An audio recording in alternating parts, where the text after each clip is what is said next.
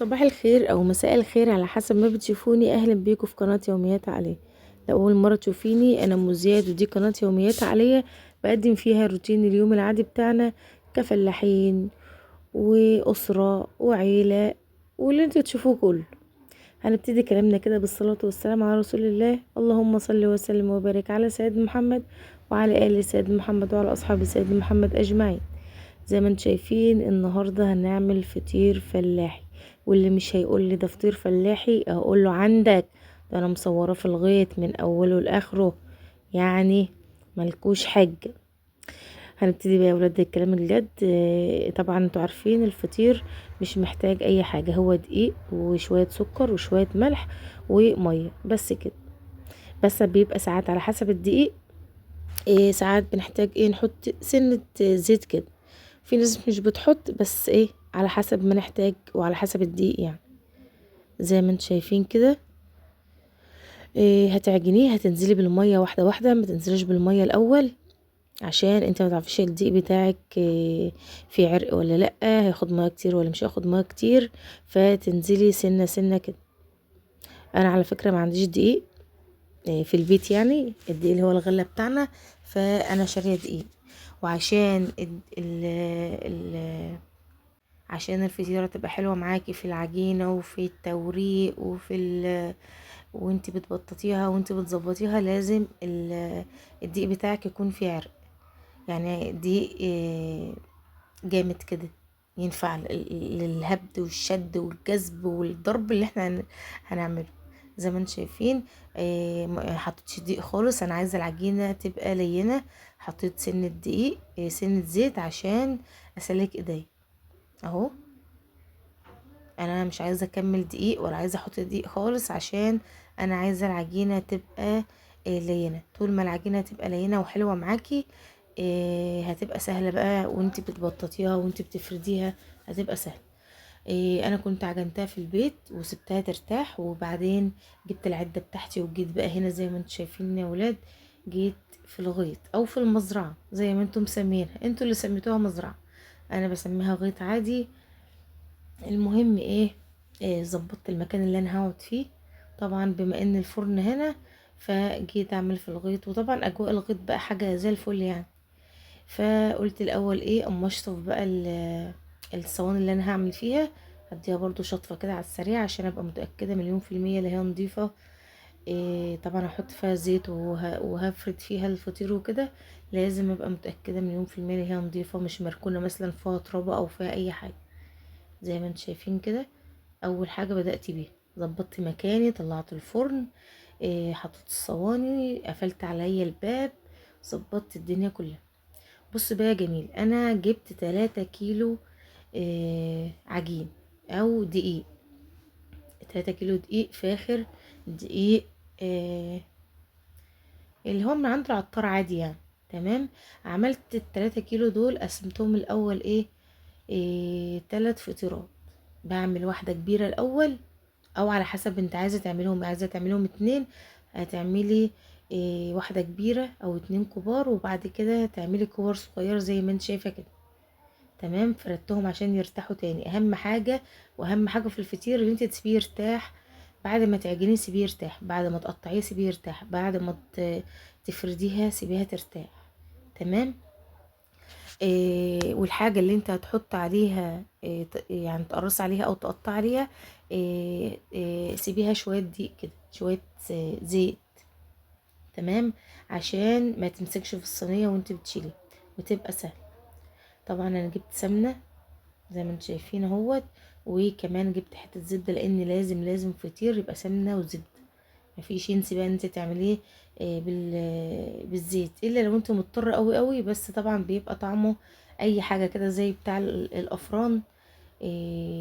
مش يعني في تاكل فطير وخلاص. انما انت دلوقتي بتعملي في بيتك، عايزه تاكلي فطير طعمه وريحه الزبده والحاجه الفلاحي كده. تمام.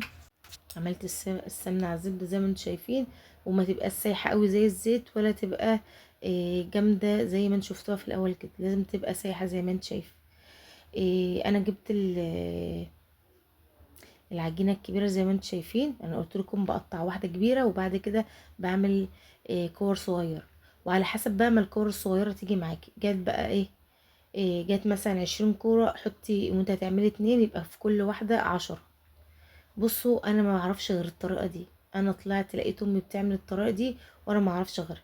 بصراحه شفت طرق كتير وبيفردوا على طبليه كبيره خالص ويرجعوا يلموها، وفي اللي بيفرد ويرجع ويحط واحده في واحده في واحده في واحده. انا ما اعرفش اي طريقه ولا بيظبط معايا اي طريقه غير الطريقه دي، ان انا احط واحده كبيره قوي في الارضيه، وبعد كده احط الصغيرين افردهم زي ما انتم شايفين. هتعمليها فاضية يبقى تحطي كله ورا بعض، مفيش مشكلة. هتعمليها محشية حاجة زي ما انا عملت كده، بحط 10 وحدات مثلا الاول، وبعدين احط الحشو، وبعدين احط 10 تانيين، او على حسب بقى انت عاملة الفطيرة بتاعتك قد ايه.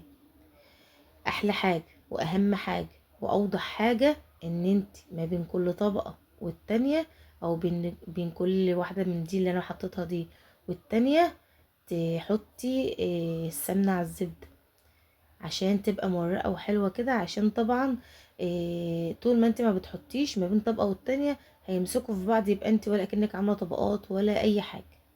تمام، قفلتها زي ما انت شايفين كده، وبعدين هقلبها، ولازم تكوني عاملاها في الصينية اللي انت هتخبزي فيها. انا قلبتها وظبطت برضو الجناب عشان تبقى مسوية وهي طالعة مسوية. الصينية كمان اللي انت هتخبزي فيها تكوني حاطة فيها دهان زي ما قلت لك كده. طبعا هعمل كمان التانية. بحط بقى برضو الكبيرة واعد بقى في فاضل كام واحدة واقسمهم، عشان زي ما انا قلت لكم انا بعمل على حسب ما انا عايزة اعمل واحدة ولا اتنين ولا تلاتة.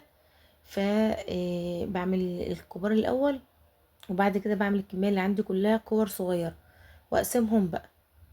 عملت اتنين اقسمهم على الاتنين، عملت 3 فطيرات اقسمهم على ال3 فطيرات. تمام. زي ما انت شايفة كده ما بين كل واحدة والتانية لازم تحطي دهان عشان تطلع مورقة معاكي وتطلع حلوة كده. انا ساعات كنت بنسى، بس يعني بنتي كانت بتصورني اقول لها فكريني كل ما احط طبقة فكريني. عملت كمان التانية ديت يا ولاد كانت بمفروم فراخ.